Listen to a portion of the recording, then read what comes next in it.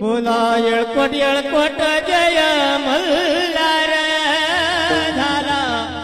धनगर कुळामध्ये अवतार झाली लोकांची लोकमाता अहिल्या देवी होळकर गोरगरिबाची लोकमाता अहिल्या देवी होळकर मराठवाड्याला नगर जिल्ह्याला